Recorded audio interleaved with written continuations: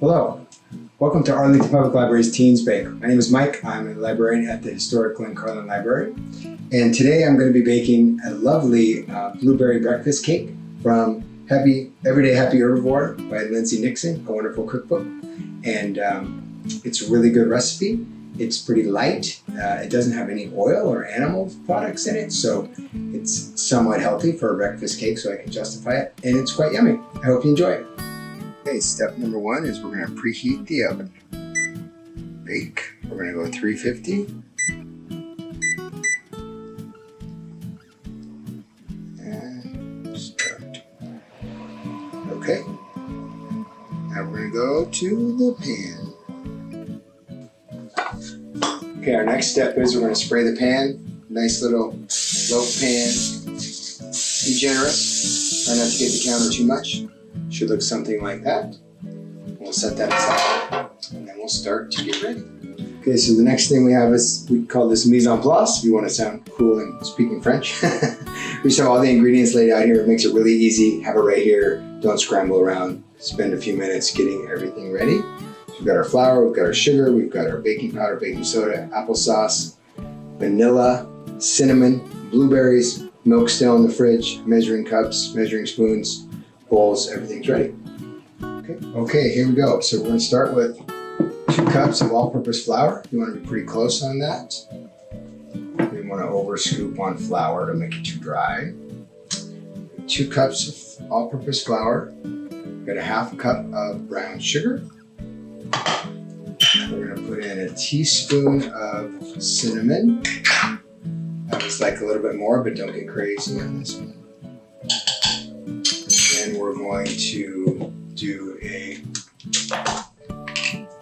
teaspoon of baking powder. That'll help it rise a little bit. Not too much in there. And then we're going to do a 1/2 teaspoon of baking soda. Also, this will help the baked goods rise, as opposed to yeasted bread, which uses yeast. There we go there. Okay, everything's in there, and now we're going to take a whisk.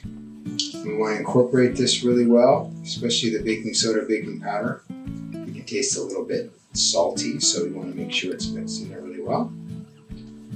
It should look good, like that.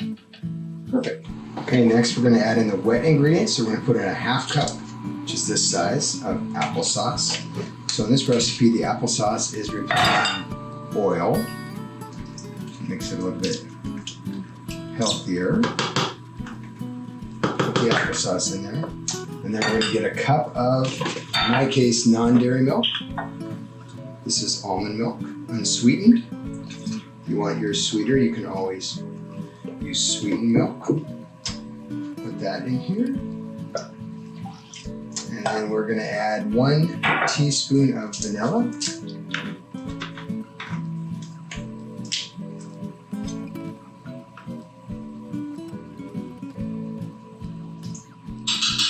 And then we're just going to mix these just until they're blended. We don't want to mix too much. It'll make the cake stiff.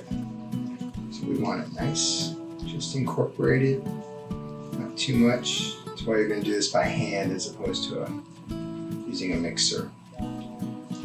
Gentle, just until the flour looks like it's mixed in. We're getting there slowly.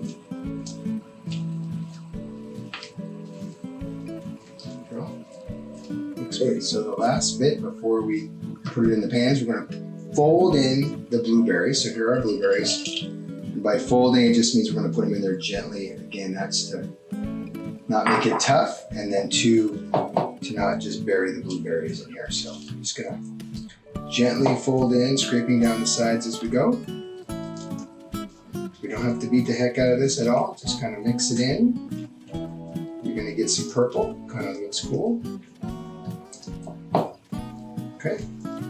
The last steps before we put in the oven. So I put in a little bit over a cup of blueberries. You can put a little bit more if you'd like, but don't put too much in there. Okay, and we're just going to gently put it into the pan.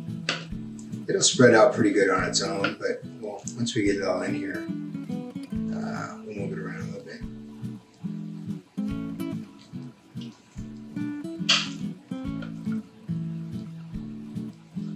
Blueberries will add a nice sweetness to it, but not too much. You only put a half a cup of sugar in. Okay, pretty good there. Nice color. Kind of level it out in the pan.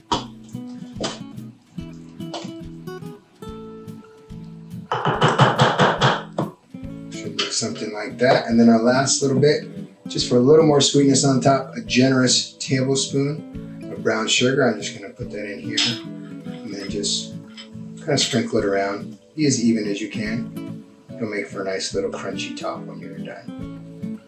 And add a little bit of sweetness at the top. Okay, should look something like that. Beautiful. Okay, now into the oven. Okay, so after about 35 minutes, we took it out of the oven. That's what it looks like. We're going to set it on this tray to cool off for about 10 or 15 minutes. Then we're going to take it out of the pan so it'll start to sweat and get wet on the edges. So we'll take it out of the pan, let it cool off for a further probably 20 minutes, and then we'll cut it and have a taste. Okay, it's been about 15 minutes. Nice and cool. We want to make sure there's air underneath there, so we're just going to gently, I can hold this down obviously. Take it out and lay it down like that. And there. Beautiful. Now we're going to let it cool off for another probably 15 minutes. You have to be patient because it smells really good before we cut into it. Okay? Okay, it's been about 15 minutes, so we just moved to the cutting board. You want to use a serrated knife to cut this bread, just to make it nice and easy. Let's see what happens.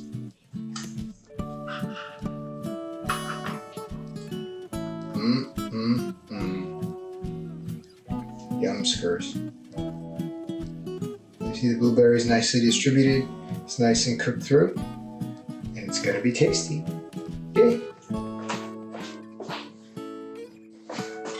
Okay, now the most important part. Let's taste it. It looks pretty good.